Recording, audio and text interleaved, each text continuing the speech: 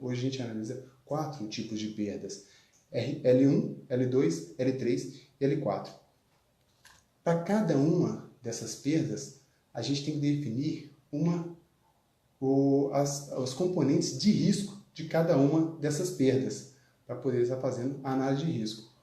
Como que ocorre isso? Tem aqui um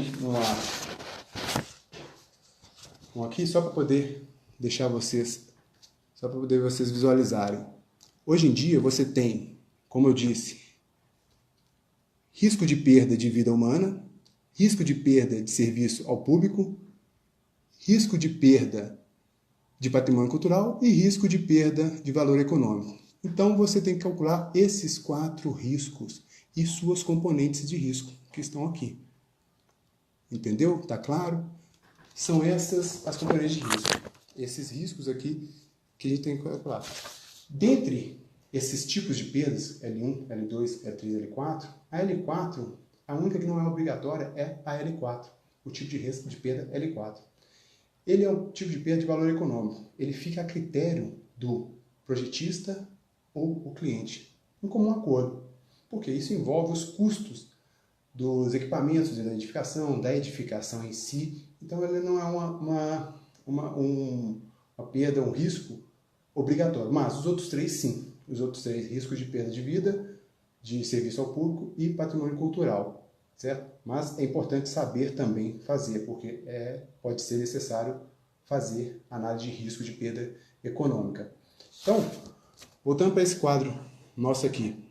Você tem os 4 tipos de riscos e suas componentes de risco, certo? Para cada uma componente dessa, ela deve ser calculada, ela deve ser dimensionada para você obter os riscos que estão aqui. Para encontrar essas componentes de riscos, você precisa de uma equação geral, que eu vou mostrar para vocês aqui agora qual é essa equação geral. Essa equação aqui, Rx é igual a Nx vezes Px vezes Lx.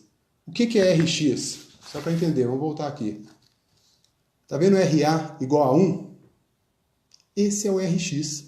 Então, para Ra igual a 1, eu tenho que calcular Rx, que é o quê? Ra1, Na1, Pa1 e La1. Ficou claro? Para cada uma desses riscos, você tem que calcular as componentes de risco. E o que influencia essas componentes de risco? Nx, no caso, é número de eventos perigosos por ano. O Px, probabilidade de dano à estrutura. O Lx, perda consequente. Cada um desses termos aqui é influenciado por outros termos. Por exemplo, o número de eventos perigosos por ano é afetado pela densidade de descarga atmosférica para a Terra. O NG, que eu te falei, que você pode encontrar no site do INPE, no grupo do ELAT. Lá no site do INPE você consegue encontrar o NG. Também afetado pelas características físicas da estrutura a ser protegida, sua vizinhança, como eu falei, as estruturas ao redor daquela edificação, e linhas conectadas e o solo também. O Px, a probabilidade de dano é afetada pelas características da estrutura a ser protegida, das linhas conectadas, das medidas de proteção existentes. Só abrindo um parênteses, pessoal. Aqui a norma começa a individualizar a edificação. Por quê? Se eu tenho um NX, duas edificações iguais, em localizações diferentes, o NX vai ser diferente para cada uma dessas edificações. Não importa se ela que elas sejam idênticas, mas em localizações diferentes, eu vou ter um NX diferente, vou ter uma densidade de descarga atmosférica diferente para aquela edificação, naquela região. Aí a norma começa a individualizar cada edificação. Aos olhos da norma, não existe edificação igual a outra. Elas são todas diferentes. Vamos voltar aqui para a equação, rapidinho.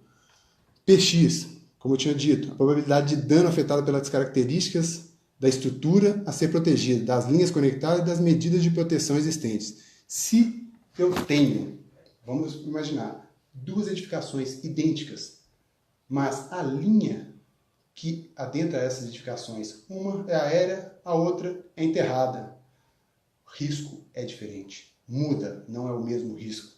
Mesmo as edificações sendo iguais, vou ter um risco diferente para cada uma delas. O valor calculado para aquela edificação vai ser diferente da outra.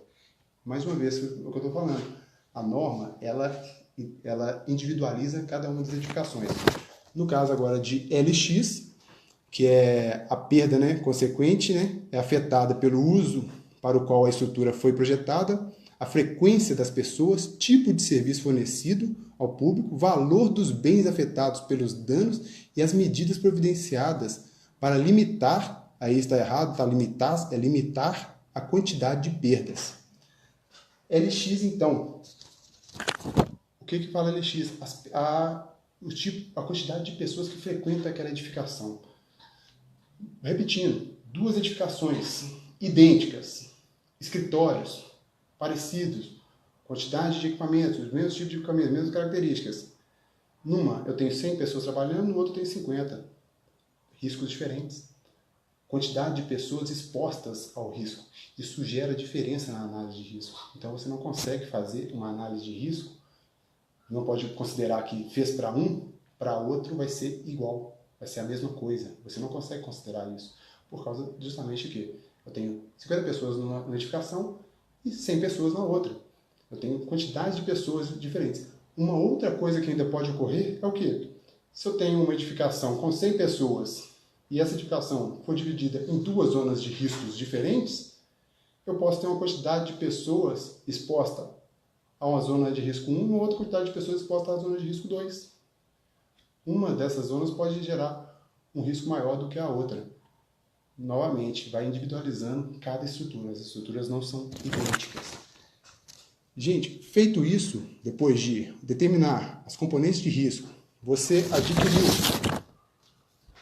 o risco 1, aliás, as componentes de risco RA1, RB1, C1, RM, RU, RV, RW e RZ, calculado todas essas componentes de risco, você vai ter, lógico, respeitando as características do NX, PX e LX de cada uma dessas componentes. Você vai ter o risco R1. Isso tem que ser feito para cada um desses riscos aqui. Esses são os cálculos a serem feitos. Determinados esses cálculos aqui, esses riscos, o que acontece? Você vai ter que fazer uma comparação. No caso aqui de R1, por exemplo, a gente tem 8 componentes de risco. No caso de R2, a gente tem 6 componentes de risco, que é relacionado à perda de serviço ao público. R3, a gente tem 2 componentes de risco, RB3 e RV3. R4, a gente tem 8 componentes de risco também. Então, a partir do momento que determinou essas componentes de risco, você vai ter o risco total da sua edificação.